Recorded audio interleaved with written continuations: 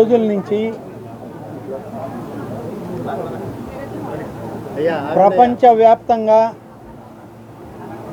ఉన్న హిందువుల మనోభావాలు దెబ్బతిన్నది వాస్తవం. హిందువుల మనోభావాలు దెబ్బతీసే కార్యక్రమం జరిగింది తిరుమలలో గత పాలక వర్గాల సమయంలో. పరీక్షలు నిర్వహించిన తర్వాత వాస్తవాలు బయటకు వచ్చాయి.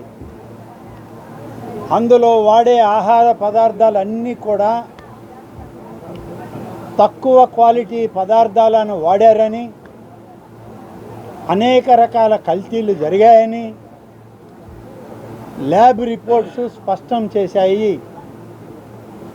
ఇవంతా జరిగింది 2022 సంవత్సరం నుంచి టెండర్ల పద్ధతి కూడా మార్చారు.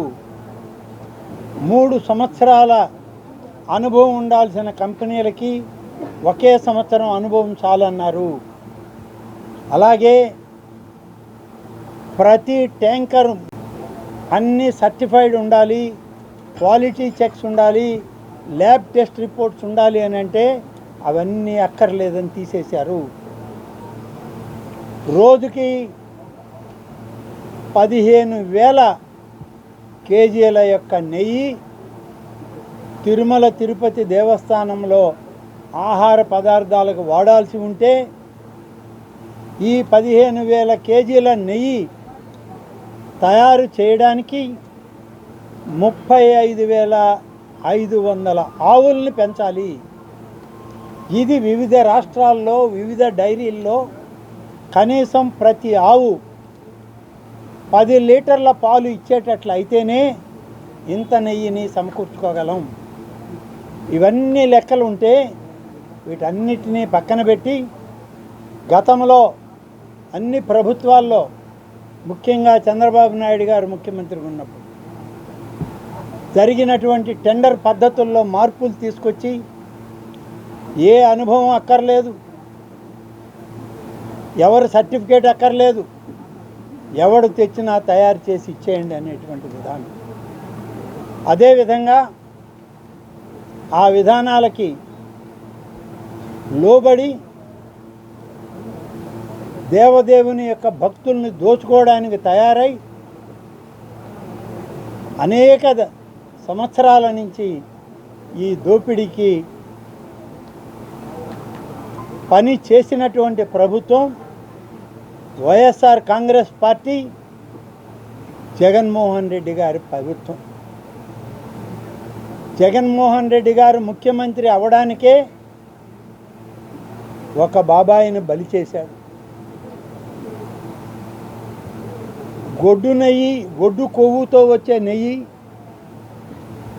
చేప నూనెతో వచ్చే నెయ్యి, పంది కొవ్వుతో వచ్చే నెయ్యి, వీటన్నిటినీ కల్తీ చేసి